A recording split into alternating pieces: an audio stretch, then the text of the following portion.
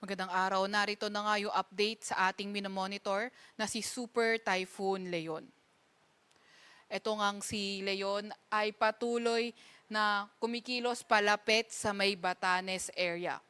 Ito nga din yung ating latest satellite image at kanina alas 4 ng hapon, ito ay nasa layong 215 kilometers east-southeast ng Basco, Batanes. Nagtataglay rin ng lakas na hangin na 185 kilometers per hour malapit sa sentro at bugso na abot sa 230 kilometers per hour. Kumikilo sa direksyong northwest sa bilis na 20 kilometers per hour. Although ang pinaka-apektado nga nitong si Leon ay ang nasa may northern Luzon, pati na rin sa may silangang bahagi ng Luzon, yung kanyang trough ay posible nga umabot hanggang Visayas area, kaya posible rin hanggang Visayas yung mga kalat-kalat na mga pag-ulan, pagkidlat at pagkulog.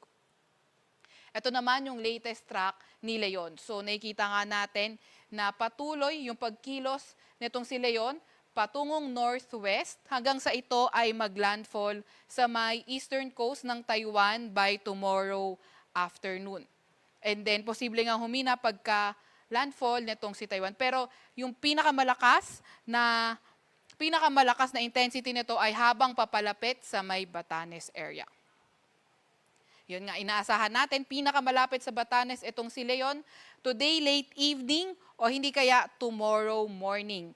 Hindi nga rin natin nirule out yung paglandfall nito sa Batanes dahil napakalapit nga nito sa may extreme northern Luzon area.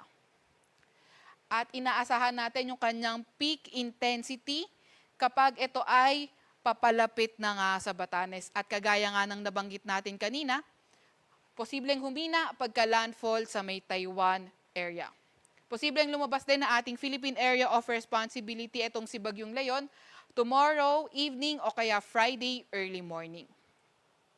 Ang pinakamataas na tropical cyclone wind signal na dala nga nitong si Leon ay signal number 4 sa may Batanes. So kapag signal number 4, significant to severe threat to life and property.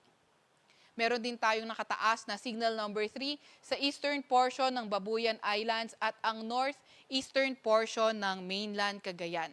Samantalang signal number 2 naman sa may nalalabing bahagi ng Babuyan Islands, nalalabing bahagi ng mainland Cagayan, northern portion ng Isabela, Apayao, Kalinga, northern at eastern portion ng Abra, eastern portion ng Mountain Province at sa may Ilocos Norte.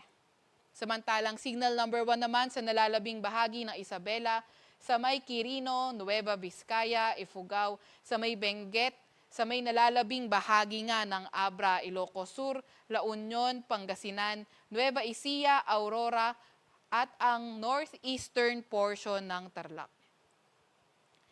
Hindi nga natin tinatanggal yung possibility na magtaas tayo ng signal number 5, lalo na sa may extreme northern Luzon area kapag nagkaroon ng shift papuntang kanluran yung ating track. Asahan nga din naman natin yung mga bugso ng mga malalakas na hangin ngayong araw sa may Bataan, Metro Manila, Calabarzon, Mimaropa, Bicol Region, malaking bahagi ng Visayas at Dinagat Islands. Tomorrow naman, sa malaking bahagi ng Cordillera Administrative Region, Quirino, Nueva Vizcaya, Aurora, Bataan, Metro Manila, Calabarzon, Mimaropa, Bicol Region, Northern Samar at malaking bahagi ng Western Visayas. By Friday, mga bugso ng malalakas na hangin posible sa may Batanes at Babuyan Islands.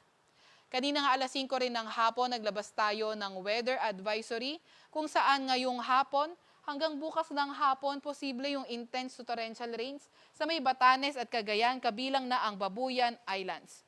Heavy to intense rains kung saan 100 to 200 millimeters sa mga pag-ulan sa may Ilocos Norte, Ilocos Sur, Apayao, Abra, Isabela, Occidental Mindoro, Calamian Islands, pati na rin sa may Antique at moderate to heavy rains sa may Kalinga, Benguet, Mountain Province, La Union, Pangasinan at sa may Negros Occidental.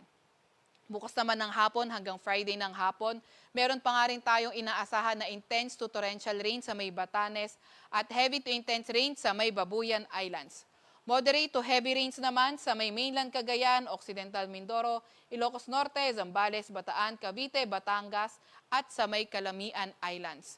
And by Friday afternoon to Sunday afternoon, moderate to heavy rain sa may Batanes, Occidental Mindoro at Calamian Islands. Yung ating mga kasamahan sa Regional Services Division patuloy na maglalabas ng mga thunderstorm advisory, rainfall advisory o hindi kaya heavy rainfall warning kung kinakailangan. Meron din tayong nakataas na gale warning as of 5 p.m. sa may Batanes, Cagayan, kabilang na ang Babuyan Island, sa may Isabela, Ilocos Norte, sa may Aurora, Ilocos Sur, northeastern portion ng Polillo Island sa may Ilocos Norte at ang northern at eastern coast ng Catanduanes. Kaya kung maaari sa mga areas na yan, huwag muna tayong pumalaot dahil magiging maalon hanggang sa napakaalon ng karagatan. Meron din tayong storm surge warning kung saan more than 3 meters yung ating inaasahan sa may Batanes at mga parte din ng Cagayan. Kaya sa ating mga kababayan na nakatira sa low-lying coastal communities ay lumayo sa coast or beach, i-cancel ang mga maritime activity at lagi pa rin tayong makiki-update sa mga ilalabas na advisory ng Pag-asa.